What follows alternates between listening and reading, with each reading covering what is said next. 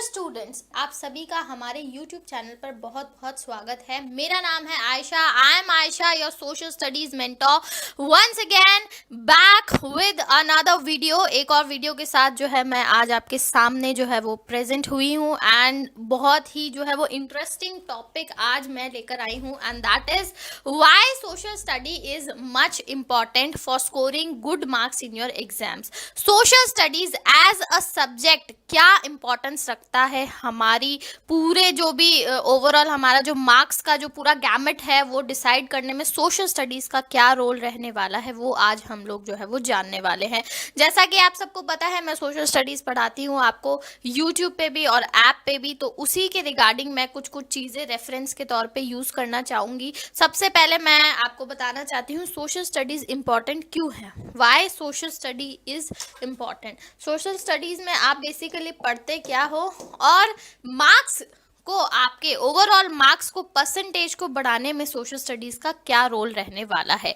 जैसा कि आप सबको पता है सोशल स्टडीज यानी कि जो भी हमारी आसपास की whatever events happening in our surroundings which are real events, it is based on real events, not like the natural sciences जैसे फिजिक्स है, केमिस्ट्री है, मैथ्स है। उसमें what we have to do, we have to keep imagining our self, हमें जो है वो चीज़ें इमेजिन करनी पड़ती है। Unlike social studies is a science which is based on real events, real visible physical events, ऐसे इवेंट्स जिनको हम जो है वो ऑब्जर्व कर सकते हैं। Those are observable and those are very much present in our surroundings. ऐसे इवेंट्स को जो है वो सोशल स्टडीज में पढ़ा जाता है। ठीक है, अच्छा ब्रांचेस की बात करें सोशल स्टडीज की तो सेवरल ब्रांचेस आर देयर, लेकिन आपके सिलेबस में 3 branches are mentioned, history, geography and civics. Social studies के रिगार्डिंग हमने सिर्फ ये 3 ब्रांचेस पढ़नी है, ये 3 सब्जेक्ट डोमेन्स हमने पढ़ने हैं। लेकिन अगर और भी बात करें तो सोशल स्टडीज बहुत वास्ट होती है। इसके अंदर set of different subjects comes like psychology भी है, देन वी हैव एंथ्रोपोलॉजी है, देन वी हैव सोशियोलॉजी है। तो अलग अलग जो है वो इसके अंदर सब्जेक्ट डोमेन्स होते हैं, लेकिन हमने सिर्फ हिस्ट्री, ज्योग्राफी और सिविक्स पे जो है वो फोकस करना है।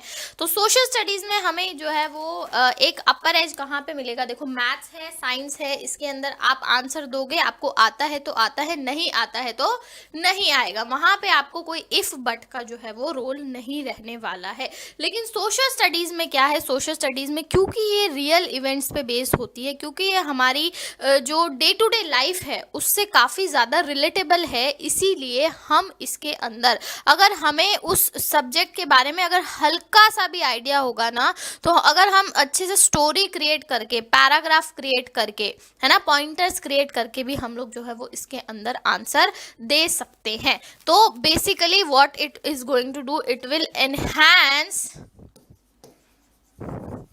Overall score.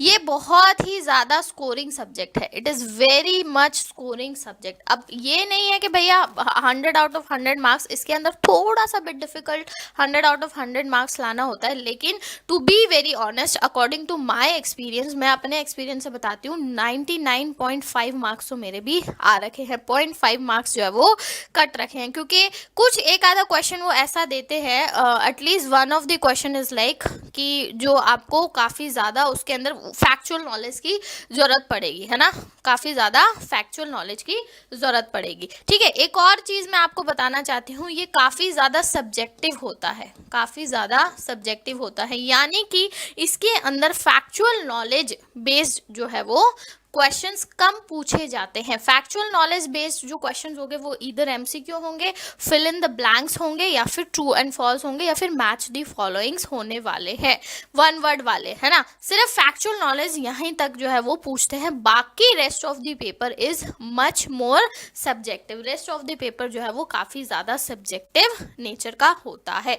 तो सब्जेक्टिव जैसे ही पेपर होगा उसके अंदर मार्क्स जो है वो ज़्यादा स्कोर हम लोग कर सकते हैं, आराम से हम लोग जो है वो मार्क्स स्कोर कर सकते हैं। उसके अलावा इसके अंदर एक और चीज़ ये है कि इनोवेशन का काफ़ी ज़्यादा स्कोप रहता है। सोशल स्टडीज़ में इनोवेशन का काफ़ी ज़्यादा स्कोप कैसे रहता है, आप इसके अंदर डायग्राम्स यूज़ कर सकते हो, आप इसके अंदर मैप्स यूज़ कर सकते हो, आप इसके अंदर जो है various types of like flow charts बना सकते हो। तो इस तरीके से आप इनोवेटिव आइडियाज़ को यूज़ करके आप अपनी इनोवेशन दिखा के इसको काफ़ी ज़्यादा डायनामिक और स्कोरिंग बना सकते हो। और ये चीज़ें आपको बाकी सारे जो सब्जेक्ट्स है ना उसके अंदर करने को नहीं मिलेगी। इतनी फ्रीडम जो है वो आपको नहीं मिलेगी जितनी फ्रीडम आपको सोशल स्टडीज़ जो है वो देने वाला है। ठीक है जी, चलिए बढ़ते हैं हमारे अगले पॉइंट के ऊपर, that is breaking down the syllabus. Breaking down the syllabus हमने सिर्फ we are only concern about the 3 major streams, that is history. आपके सिलेबस में we have history, we have geography and then we have civics. History, geography and civics, ये 3 major आपके books जो है वो available है। अच्छा, हिस्ट्री में जितने भी चैप्टर्स हैं ऑलमोस्ट 8 to 10 चैप्टर्स, जैसे भी आप जो है वह एवरेज में बता रही हूँ। अगर मान लो 10 चैप्टर्स हैं, इफ़ वी हैव 10 चैप्टर्स, तो उसके अंदर से कुछ इंपॉर्टेंट चैप्टर्स हैं and some are not that much important, है ना। तो मैं अगर आप हमारे ऐप के कोर्सेज को अगर आप ज्वाइन करते हो या हमारे ऐप के स्टूडेंट्स हो तो आपको उसमें पता होगा कि मैंने उसमें मेंशन कर रखा है लास्ट में कि कौन से चैप्टर ज़्यादा इंपॉर्टेंट है एंड कौन से चैप्टर लीस्ट इंपॉर्टेंट है। ठीक है, तो सबसे पहले फिल्टर आउट करना है important chapters and least important chapters के बीच में। अच्छा, मेरा मानना तो ऐसा है, according to my opinion, even I was a student, मैं सबको ही एक समान में लेके चलती थी। That for me all the chapters are equally important, all the chapters are equally important. और उसके अंदर से क्या होता था कि कुछ चैप्टर्स जो हैं वो काफ़ी ज़्यादा उसके अंदर फैक्चुअल नॉलेज होती थी और फैक्ट्स होते थे, जैसे डेट्स हो गई, जैसे कुछ इवेंट्स हो गए, है ना, बैटल का नाम हो गया, पर्सन का नाम हो गया, तो उसको मैं हाईलाइट करके जो है वो रीड आउट करती चली जाती थी। ठीक है, तो हिस्ट्री को आपने कैसे याद रखना है, हिस्ट्री को आपने स्टोरी लाइन के फॉर्मेट में याद रखना है। एक स्टोरी क्रिएट करनी है हमने हिस्ट्री के अराउंड, कोई भी चैप्टर हो उसको हमने एक स्टोरी, एक मूवी के तौर पे उसको लर्न करना है। जैसे 1857 का रिवोल्ट है, आपके बुक में एक इंपॉर्टेंट चैप्टर है revolt of 1857, that is very important chapter. तो उसको आपने एक स्टोरी के लाइन पे जो है वो स्टोरी लाइन एक क्रिएट करनी कि अच्छा ठीक है, ओके, सबसे पहले उससे पहले जो है हमने पढ़ा था कि भाई इंडिगो रेबेलियन हुआ था, मतलब किसान जो है वो सेटलमेंट सिस्टम्स काफ़ी ज़्यादा लाए थे ब्रिटिशर्स, परमानेंट सेटलमेंट, रेवतवाड़ी, महालवाड़ी, तो इससे बहुत लोग परेशान थे, बहुत लोग परेशान थे। परेशानी बढ़ती चली गई, परेशानी जो है वो बढ़ती चली गई, हर एक तबका जो है वो परेशान हुए जा रहा था, किसान परेशान, जमींदार परेशान, नवाब परेशान, राजा परेशान, है ना, उसके अलावा आम आदमी परेशान और ट्रेडर्स भी परेशान और मर्चेंट्स भी परेशान, सभी इंडस्ट्रियलिस्ट, सभी लोग जो है वो परेशान हो गए। अब उसके बाद क्या होता है कि एक जो है वो चिंगारी भड़कती है, एक चिंगारी भड़कती है सिर्फ एक एनफील्ड राइफल की कार्ट्रिजेस से, चिंगारी भड़क के, उससे पहले मंगल पांडे को फांसी हो जाती है, तो फिर चिंगारी भड़कती है, तो लोग जो है वो बगावत कर देते कि भाई हम तो जो है वो ये जो कार्ट्रिजेस को नहीं यूज़ करेंगे, ये कार्ट्रिज हम यूज़ नहीं करेंगे, तो उनको लेके जो है वो जेल में डाल दिया जाता है और उनको जो है वो डेथ सेंटेंस सुना दी जाती है। फिर वहाँ से जो है वो पूरी म्यूटनी शुरू होती है, फिर वो दिल्ली जाते हैं, दिल्ली से जो है वो दूसरे जैसे अवध में, लखनऊ में, कानपुर में, झांसी में, हर जगह पे जो है वो बगावत की आवाज़ें उठने लग जाती है। फिर धीरे धीरे ब्रिटिशर्स क्या करते हैं, 1 by 1 करके उनको सप्रेस करते हैं और ऐसे करके रिवोल्ट शुरू होता है और रिवोल्ट जो है वो एंड हो जाता है, एक लॉ पे आकर एक लॉ बनता है और उस पर रिवोल्ट एंड हो जाता है। तो ऐसे ऐसे हमने एक क्रोनोलॉजिकली स्टोरी लाइन क्रिएट करनी है, ऐसे याद रखोगे तो हिस्ट्री बिल्कुल अच्छे से याद हो जाएगी। ठीक है, ज्योग्राफी का मैं आपको एक सॉल्यूशन बताती हूँ। ज्योग्राफी में हमने क्या करना है, as much as animated videos के थ्रू हमने इसको लर्न करना है। अगर आप हमारे ऐप के स्टूडेंट हो तो आपको बिल्कुल अच्छे से जो है वो इस चीज़ के बारे में पता होगा कि एनिमेटेड वीडियोस के थ्रू हमने कैसे जो है वो पढ़ाई की है। बहुत सारे हमने एनिमेटेड वीडियोस देखे, क्योंकि ज्योग्राफी थोड़ा सा इट इज़ मच मोर फिनोमिनिकल, है ना, फिनोमिना पे बेस्ड होती है ये काफ़ी ज़्यादा। तो जो फिनोमिना है उसको हमने एनिमेटेड वीडियोज़ के थ्रू ब्रेक डाउन कर दिया कि भाई अच्छा ये ऐसे हो रहा है। वाटर साइकिल है, वाटर साइकिल को एक एनिमेटेड वीडियो के थ्रू हमने अपने दिमाग में इम्प्रिंट कर लिया, दिमाग के अंदर हमने जो है वो उसको थोड़ा सा छाप लिया। तो जब भी हम एग्जाम में लिखने बैठेंगे तो अपने आप अपने दिमाग में आता, अच्छा ये हुआ था, फिर उसके बाद ये हुआ था, वो वीडियो जो है वो दोबारा से रिप्ले होने लग जाएगा हमारे माइंड में। और उसके अलावा आप वीडियोस के थ्रू जो पिक्टोग्राफ हैं, जो पिक्चर्स हैं, आप उसको अपनी कॉपी में भी उतार सकते हो, ठीक है, आप उसको अपनी कॉपी में उतार सकते हो। चलिए next talking about the civics. Civics की बात करें तो भैया न्यूज़पेपर को अपना दोस्त बना लो। क्या करो? न्यूज़पेपर को अपना दोस्त बना लो। सिविक्स आपको बिल्कुल ही सरासर एकदम ऐसे टिप्स पे याद हो जाएगी। सिविक्स अकॉर्डिंग टू मी इन तीनों में सबसे इजी सिविक्स ही होती है, क्योंकि इंडिया में जितनी पॉलिटिकल चर्चाएं होती है, आई डोंट थिंक सो उसके किसी और घरों में, है ना, इतनी चर्चाएं होती होगी। तो ऐसे तो थोड़ा बहुत तो हमें पता, नॉलेज रहता ही है। उसके अलावा आप न्यूज़पेपर से थोड़ी सी दोस्ती कर लो और न्यूज़पेपर में जो पॉलिटिकल इवेंट्स हैं उनको थोड़ा बहुत रीड आउट करने की कोशिश करो। खुद ब खुद जो है वो चीज़ें आपके लिए ब्रेक डाउन होती चली जाएंगी। और सिविक्स जो है वो बस मोटा मोटा मेजर जो है आपको चीज़ क्या ध्यान में रखनी है, मेजर चीज़ें ये ध्यान में रखनी है कि अच्छा जो इंडिया का जो पहले सिस्टम है वो हमने पूरा अच्छे से देखना है कि भाई इंडिया में कैसा सिस्टम जो है वो चल रहा है। इंडिया में क्या है, इंडिया में 3 जो है वो स्ट्रीम्स हैं। सबसे पहले legislature, then executive, then judiciary. Legislature का काम है जो है वो लॉ बनाना, एग्जीक्यूटिव का काम उनको इम्प्लीमेंट करना और जुडिशरी का काम होता है जस्टिस करना, ठीक है। फिर जो लेजिस्लेचर में पार्लियामेंट आती है, पार्लियामेंट के भी 3 हिस्से हैं, प्रेसिडेंट है, लोकसभा है, राज्यसभा है। तो ऐसे हमने जो है वो फ्लो चार्ट बना के रखने, ठीक है। ये मॉडल हो गया सेंटर का। फिर स्टेट का मॉडल हमने याद रखना है और फिर अगर हम इसको न्यूज़पेपर से रिवाइज करेंगे तो you will see wonders gonna happen, ठीक है जी। चलिए अगले पॉइंटर पे मूव ऑन करते हैं हम लोग। आज हम आपकी सोशल साइंस की पूरी परेशानी जो है वो बिल्कुल ही दूर कर देंगे। अच्छा, लर्न कैसे किया जाए। लर्न सिलेबस हमने ब्रेक डाउन कर दिया। लर्न बिल्कुल ईजी है, क्योंकि at the end of the day आपकी जो स्क्रिप्ट है ना, आपकी जो इस पूरी जो हम लोग जो भी मेहनत कर रहे हैं उसकी जो स्क्रिप्ट होगी वो क्या होगी, आपकी आंसर कॉपी। जो आप एग्जाम में आंसर लिखने वाले हो, दैट्स ऑल, वही काम आने वाले हैं। उसके अलावा और कुछ भी आपको भले ही दुनिया भर का ज्ञान हो, लेकिन आपने आंसर कॉपी में उसको नहीं उतारा, तब तक वो यूजलेस है, तब तक वो कुछ काम नहीं आएगा। और जब तक मार्क्स नहीं आएंगे तब तक आपकी पहचान नहीं बनेगी, है ना।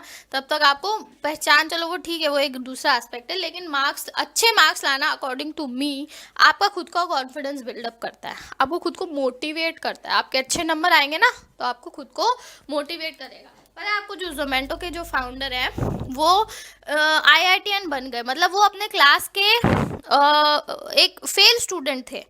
He was not that much intelligent, he was not that much good. एक दिन क्या हुआ कि उनको जो है वो गलती से सारे एग्जाम के जो एग्जाम होने वाला था उसके आंसर्स पहले से ही पता चल गए थे। या तो उन्होंने शायद चीटिंग की थी या किसी और तरीके से उनको एग्जाम्स के आंसर्स पता चल गए और उन्होंने वो लिख दिए और उनके आ गए अच्छे नंबर और वो क्लास में 2nd रैंक पर आ गए।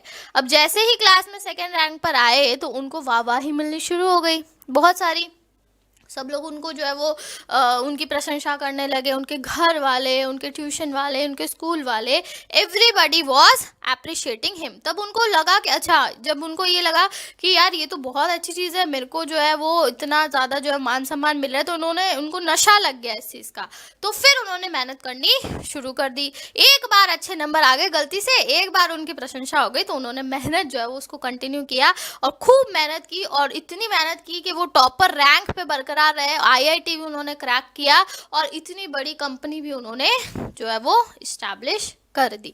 तो बेटा अच्छे मार्क्स लाने के बहुत सारे इम्प्लीकेशंस हो सकते हैं, है ना। तो आंसर कॉपी आपकी जो है वो आंसर आपने लिखने, अच्छा लिखोगे कैसे, जब आप लर्न करोगे। मैं अपने स्टूडेंट्स को यही कहती हूँ, भैया मैं मेरे PDF में जो आपको क्वेश्चन आंसर्स मिल रहे हैं उनको लाइन बाय लाइन लर्न कर लो। आपने इतना भी नहीं सोचना है एग्जाम में जाके कि अच्छा मैं जो है वो पहले पूरा उसको या रिवाइज जो है वो दिमाग में लाऊं, नहीं। आपके मुंह पे लाइन बाय लाइन जो है वो स्क्रिप्ट चलती रहनी चाहिए। जैसे ही क्वेश्चन आया, क्वेश्चन थोड़ा ट्विस्टेड हो सकता है लेकिन आंसर वही रहने वाला है, आंसर वही रहने वाला है। फटाफट आपके आंसर जो है वो उसके अंदर आने चाहिए, एकदम जो है वो विदिन फ्रैक्शन ऑफ सेकेंड्स। आपको इतना अच्छे से लर्न होना चाहिए कि फटाफट, अरे है कितने, इतने कम तो आपके चैप्टर्स हैं, मतलब ठीक है माना थोड़ा सा सिलेबस बड़ा है, लेकिन अगर आपके सेगमेंट वाइज एग्जाम्स में आप लोग दे रहे हो ना, फाइनल एग्जाम्स में तो चलो ठीक है, पूरे साल भर हम लोग याद करते तो याद हो जाता है, यहाँ पे तो सिर्फ सेगमेंट वाइज एग्जाम होंगे, तो कुछ चैप्टर्स ही आएंगे, तो उन कुछ चैप्टर्स में से भी ज़्यादा नहीं है क्वेश्चन आंसर्स, फटाफट से उनको जो है वो लर्न कर लेना है। लर्न करो, कॉपी लेके बैठो, अब एक आंसर लर्न करो, या फिर एक पूरा आप ये बना लो कि एक पूरे चैप्टर का लर्न करके मम्मी से, पापा से, भाई से, बहन से जो है वो उनको बोलो कि आप मुझसे पूछो और मैं आपको ये आंसर्स पढ़ जो है वो बताता हूँ, ठीक है। तो ऐसे करके आपने जो है वो अपने आंसर जो है वो क्विक रिवीजन के थ्रू लर्न करने हैं। और हिस्ट्री में अगर दिक्कत आती है तो मैंने बता रखा है कि आप एक चैप्टर की एक जो है वो मूवी क्रिएट कर लो, पूरी एक स्क्रिप्ट क्रिएट कर लो, उसी को आप बार बार रिवाइज करो। लेकिन क्वेश्चन आंसर्स को लर्न करने के अलावा कोई और ऑप्शन नहीं है बेटा, क्वेश्चन आंसर्स तो आपको लर्न करने ही पड़ेंगे at the end of the day, ठीक है। चैप्टर समझ लिया पूरा अच्छे से, पूरा जो है उसका फ्लो चार्ट बना लिया, दिमाग में माइंड मैप बना लिया, लेकिन आपने क्वेश्चन आंसर्स लर्न करने ही हैं। Learn question and answers, learn question and answers. देखो कई बच्चे होते हैं इंग्लिश मीडियम से होते हैं, लेकिन उनकी इंग्लिश इतनी अच्छी नहीं होती है, ले तो लेते हैं इंग्लिश मीडियम सोशल स्टडीज़, लेकिन इंग्लिश इतनी अच्छी नहीं होती है। तो भैया लर्न तो करने पड़ेंगे आपको, इंग्लिश की लाइंस, इंग्लिश के पैराग्राफ्स आप लर्न करो थोड़ा सा। मैं ये नहीं कह रही कि भाई एग्जैक्टली लर्न कर लो, पूरा एग्जैक्ट लर्न कर लो, पर हाँ मोटा मोटा लर्न करना पड़ेगा, मोटा मोटा लर्न करना पड़ेगा। कुछ जो है प्रेपोजिशंस, ऑक्सिलरीज इधर उधर हो सकती हैं, हेल्पिंग वर्ब्स है ना, ये इधर उधर हो सकती है, लेकिन मोटा मोटा आपने जो है वो लर्न करना ही पड़ेगा। You have to learn the question answer, there is no other option if you want to fetch good marks, if you want to fetch good marks. और इससे क्या होगा, आपकी मेमोरी भी स्ट्रांग होगी। आजकल के टाइम में हम लोग सोशल मीडिया यूज करते हैं, फ्लैश ऑफ मतलब मेमोरी हमारी इतनी वीक होती जा रही है कि हम लोग कंसंट्रेट करके याद नहीं करते। अगर हम ये वाली जो प्रैक्टिस करेंगे ना तो मेमोरी हमारी स्ट्रांग होती चली जाएगी, ठीक है जी। चलिए बढ़ते हैं नेक्स्ट पॉइंटर की तरफ, टाइम मैनेजमेंट। देखो आपकी लाइफ में अभी फिलहाल पढ़ाई से ज़्यादा important I don't think so anything would be there. हाँ थोड़ा सा आप जो है वो अपनी लाइफ को जो है वो 2 पार्ट्स में, अपार्ट ग्रोइंग स्कूल है ना, apart going school education and physical activity में आप अपना टाइम जो है वो डिवाइड कर लो। फिजिकल एक्टिविटी भी करनी बहुत ज़रूरी है, because healthy mind resides in a healthy body, everybody knows this. तो एजुकेशन और फिजिकल एक्टिविटी 2 स्ट्रीम्स में आप अपना टाइम डिवाइड कर लो। मैं तो को डेली अगर आप only 40 to 50 minutes, only 40 to 50 minutes for social studies, 40 to 50 minutes is more than sufficient. 40 to 50 minutes for social studies आपने निकाल लिए, that is more than sufficient. 40 to 50 minutes, rest of the subject आप अपने आप जो है वो manage कर सकते हो कि भाई बाकी सब्जेक्ट्स का हमने जो है वो किस तरीके से करना है। बस आप 40 to 50 मिनट्स आप सोशल स्टडीज़ के लिए निकाल लोगे ना तो it will give you much more return. अगर आप ये टाइम कहीं और वेस्ट करते हो और किसी और सब्जेक्ट में आप सोचते हो कि वहाँ पे ज़्यादा टाइम देना चाहिए, सोशल स्टडीज़ को हम जो है वो एक दिन पहले पढ़ के निकाल लेंगे, नहीं, आप बहुत बड़ी गलती करोगे। यहाँ से जो रिटर्न मिलेगा ना आपको वो काफ़ी ज़्यादा होगा as compare to other subjects. आप 40 to 55 मिनट्स डिवोट कर दोगे, सिर्फ उसमें क्या करना है, या तो आपको कोई होमवर्क दिया गया है तो आप वो पहले 10-15 मिनट में वो होमवर्क कर लो, ठीक है। उस होमवर्क से भी काफ़ी ज़्यादा रिवीजन हो जाएगा। उसके अलावा आपने सिर्फ एक चीज़ करनी है कि जो भी आपने दिन भर में पढ़ा है, आपने स्कूल में, अपनी ट्यूशन में, उसको आपने रिवाइज करना है। You have to just revise that thing only, और उसके अराउंड स्टोरी क्रिएट करनी है ना। अगर आपका सिविक्स है उस दिन तो आप न्यूज़पेपर पढ़ लो उस दिन और अच्छे से थोड़ा, और या फिर आपने कई दिनों से नहीं पढ़ा तो पूरा अच्छे से पढ़ो न्यूज़पेपर्स बैठ के। और अगर ज्योग्राफी है तो आप एनिमेटेड वीडियोस ढूंढो, निकालो। अगर ऐप के स्टूडेंट हो तो आपको ज़रूरत ही नहीं है, और नहीं तो फिर आप अपने आप एनिमेटेड वीडियोस के थ्रू अपना सब्जेक्ट स्ट्रॉन्ग करो, ठीक है। और फिजिकल एक्टिविटी करना भी बहुत ज़रूरी है at this age. You must be aware of the benefits of physical activity. Physical activity बहुत ज़्यादा जो है वो हमारे माइंड को हमारी बॉडी के साथ अलाइन करती है ना। अगर अच्छा हमारा हेल्दी बॉडी होगी तो हमारा माइंड भी हेल्दी रहेगा, ठीक है। Next what do we have, answer writing skills. भैया बहुत ज़्यादा ज़रूरी है। सबसे पहला पॉइंटर तो भाई, सबसे पहला जो मैं देखती हूँ बच्चों की कॉपी क्लीन नहीं होती, नीट एंड क्लीन, टाइडीनेस का ध्यान नहीं रखते। सबसे इम्पॉर्टेंट चीज़ है भाई कॉपी जो है, copy should be neat and clean. आपकी आंसर कॉपी जो आपको टीचर दे रहा है उसमें आपने कुछ गंदगी नहीं मचानी है, उसमें आपको कुछ भी, आपको इतना साफ सुथरा काम रखना चाहिए कि टीचर को देख के लगे कि हाँ भाई बच्चा जो है वो वेल मैनेज्ड है, the student is well manage. Copy एकदम नीट एंड क्लीन आपने रखनी चाहिए, copy should be very much neat and clean. कुछ आपको काटा कुटी कहीं नहीं करनी, सीधा पहले मार्जिन्स ड्रॉ कर लेनी है, ठीक है। मार्जिन्स ड्रॉ करने के बाद जैसे ही टाइम होता है वैसे शुरू कर देना। अच्छा, जो अगर आपका पेपर है वो सेक्शन वाइज डिवाइडेड है ना, सेक्शन वाइज डिवाइडेड, तो सबसे पहले मेंशन टॉपिक, मेंशन टॉपिक और हेडर, ऊपर आपने टॉपिक और हेडर मेंशन करना है। ऐसे नहीं कि मर्जी आ रही है 20वां क्वेश्चन का सेक्शन ए, सेक्शन सी का क्वेश्चन, सेक्शन सी का जो है वो थर्ड क्वेश्चन हमने पहले कर दिया, फिर बीच में सेक्शन बी का जो है वो फर्स्ट क्वेश्चन घुसा दिया, फिर लास्ट में हमने सेक्शन ए का जो है वो क्वेश्चंस कर दिए। ऐसे नहीं करना है, ऐसे बिल्कुल भी नहीं करना है। सबसे पहले ऊपर मेंशन करना है। ये कॉपी है ना, आप कौन सा, मेरे अकॉर्डिंग मैं जो फॉलो करती थी पैटर्न, भाई सेक्शन ए है, ऐसा कुछ नहीं है कि पीछे से पहले करेंगे आगे से पहले करेंगे। अगर स्टार्टिंग से आप वही फ्लो रखोगे ना तो सारे क्वेश्चन अपने आप होते चले जाएंगे। अगर ऐसे हौच पौच करोगे तो क्वेश्चन भी छूटेंगे, मार्क्स भी कटेंगे और आता हुआ क्वेश्चन भी नहीं कर पाओगे, और फिर बाद में रिग्रेट होगा कि अरे ये तो मेरे को आता था और ये छूट गया, ठीक है। सबसे पहले क्या लिखना है, ऊपर लिखना है आपने सेक्शन ए। सेक्शन ए से क्वेश्चन आप अटेम्प्ट करो और सेक्शन ए से ही करना है, पहले सेक्शन ए करना है पहले, फिर सेक्शन बी करना है, फिर सेक्शन सी करना है। तो सेक्शन ए से हमने अटेम्प्ट करना शुरू करना है। अब जैसे पहला क्वेश्चन है, पहला क्वेश्चन लिखो, फिर उसका आंसर, फिर दूसरा क्वेश्चन लिखो, फिर उसका आंसर, ठीक है। तो ये मेरा सेकेंड पॉइंट है। तीसरा पॉइंट ये है कि अगर अटेम्प्ट कर रहे हो एमसीक्यू वगैरह, है ना, एमसीक्यू या फिलअप्स वगैरह अटेम्प्ट कर रहे हो तो प्रॉपर अटेम्प्ट करो, है ना, प्रॉपर उनको अटेम्प्ट करना चाहिए। प्रॉपर कैसे अटेम्प्ट होंगे ये लोग, ये प्रॉपर ये वाले क्वेश्चन कैसे प्रॉपरली अटेम्प्ट होंगे। अब भाई एमसीक्यू है, 4 ऑप्शन में से आपने एक सेलेक्ट करना है, तो आप क्या लिखोगे, 1 का आंसर है ऑप्शन सी।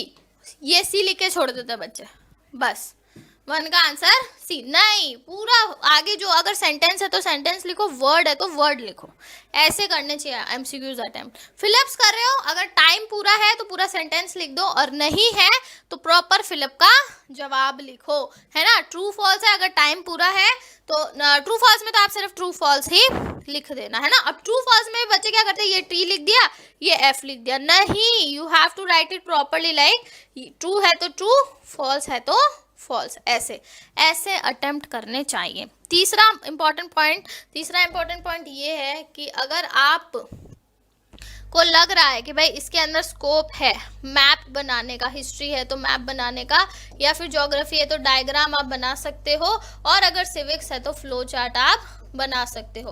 अगर आपको लग रहा है, आपके दिमाग में आ रहा है बढ़िया सा मैप, अगर पूछ लिया ट्राइब्स के बारे में, हिस्ट्री में मैंने अभी थोड़े दिन पहले पढ़ा है कि भाई ट्राइब्स के बारे में था कि ट्राइब्स जो है वो कौन कौन सी ट्राइब्स कहाँ कहाँ रहती है, तो आप इजीली जो है फटाफट से 2 मिनट में ऐसे करके इंडिया का मैप ड्रॉ करके, ऐसे ड्रॉ करके और ट्राइब्स बता सकते हो। यहाँ पे भील्स हैं, यहाँ पे जो है वो गॉन्ड्स हैं, यहाँ पे अहोम्स है, तो आप फटाफट से विदिन अ मिनट, ठीक है, 1 मिनट लगेगा आपको, और जल्दी से आप ऐसे मैप ड्रॉ करके अपना जो है वो प्रेजेंटेशन और बेटर बना सकते हो। आपको बाकी स्टूडेंट से 1 से 1.5 मार्क्स ज़्यादा ही मिलेगा, ये आप जरूर जो है अपने दिमाग में डाल लो, ठीक है। So this is how we have to write answers. Neat and cleanliness का ध्यान रखना है, कोशिश करना पॉइंटर्स में लिखो आंसर, पैराग्राफ में लिखोगे तो आपको नुकसान है क्योंकि ज़्यादा लिखना पड़ेगा और दिखेगा भी गंदा वो, तो पॉइंटर्स में answer in pointers, create pointers, right in points, right in points में आप आंसर्स लिखो, वो ज़्यादा बेटर रहेगा, ठीक है। पॉइंट्स में आंसर लिखो, और मार्क्स के अकॉर्डिंग, जैसे अगर 4 मार्क्स का क्वेश्चन है तो एटलीस्ट आपको 5 से 6 पॉइंट्स मेंशन करना है, 5 से 6 पॉइंट्स मेंशन करने हैं। 5 मार्क्स का है तो 7 से 8 पॉइंट्स आप मेंशन कर दो उसमें, ठीक है। चलिए, moving ahead to the next thing is quick revision. कैसे क्विक रिविजन किया जाए, हाउ टू रिवाइज क्विकली फटाफट से कैसे जो है वो लास्ट मोमेंट पे रिवाइज किया जाए। देखो लास्ट मोमेंट पे रिवाइज तभी होगा जब आपने अच्छे से पढ़ाई की होगी, पूरा टाइम आपने जो है वो उसको अच्छे से डेडिकेट किया होगा। लास्ट मोमेंट पे कुछ नहीं रिवाइज करना, only question and answer, only question and answer, है ना। फैक्चुअल, ज़्यादातर फैक्चुअल आप जो है वो नॉलेज पे लास्ट मोमेंट पे क्विक रिवीजन में हमने फैक्चुअल नॉलेज पे ध्यान देना है, क्योंकि हम फैक्ट्स जो है वो थोड़ा स्किप कर सकते हैं थ्रू आउट द ईयर, हम लोग थोड़ा फैक्ट्स को लाइटली ऐसे आराम से पढ़ सकते हैं, लेकिन लास्ट मोमेंट पे हमने क्या करना है, फैक्चुअल नॉलेज को रिवाइज करना है। फैक्चुअल नॉलेज को हमने क्विक रिविजन में टॉप प्रायोरिटी देनी है, क्योंकि मैं यहाँ पे जो वो स्ट्रैटेजी बता रही हूँ पूरे मार्क्स गेन करने की, और पूरे मार्क्स आपके सब्जेक्टिव पेपर है, आप ऑल द थ्रू पेपर है ना, आप अच्छे से सब्जेक्टिव वाला पोर्शन अटेम्प्ट कर सकते हो, लेकिन जब फ्रैक्चुअल की बात आएगी, सही तो सही, गलत तो गलत, अगर एमसीक्यू है सही होगा तो सही, नहीं तो 0 marks, no if no but no marks, ठीक है। तो फैक्चुअल नॉलेज हमने जो है वो थोड़ी अच्छे से रिवाइज करनी है, जैसे मैप्स, हमने हिस्ट्री की डेट्स हो गई, तो ये थोड़ा बहुत हमने रिवाइज करना है। और overall if I will conclude, social study is the most scoring subject with your general knowledge. आप अपनी बेसिक सब्जेक्टिव नॉलेज के थ्रू बहुत अच्छे नंबर ला सकते हो with investing least time and gaining maximum marks. Come time invest करके भी आप जो है वो इसके अंदर बढ़िया अच्छे नंबर आप ला सकते हो, और ये ओवरऑल आपके परसेंटेज को ही इंक्रीज करने वाले हैं। बस कुछ नहीं करना है, ध्यान से बैठ के जो है वो पढ़ाई करनी है, अच्छे से जो है वो फोकस होके जो है वो इसको जो है वो पढ़ना है। बाकी बहुत इजी है, it's very very very easy subject and very much scoring as well, ठीक है। सो ये था आज का जो है वो हमारा स्ट्रैटेजी वीडियो, और ऐसे वीडियोस के साथ हम लोग और आते रहेंगे ताकि आपकी पढ़ाई को हम और ज़्यादा स्ट्रॉन्ग कर सकें, और ओवरऑल जो एम है, the aim is to gain good marks, उसको हम अचीव कर सके। So that was all for today's video. Thank you everybody, do like, share, subscribe and do check out our app courses as well. Bye bye.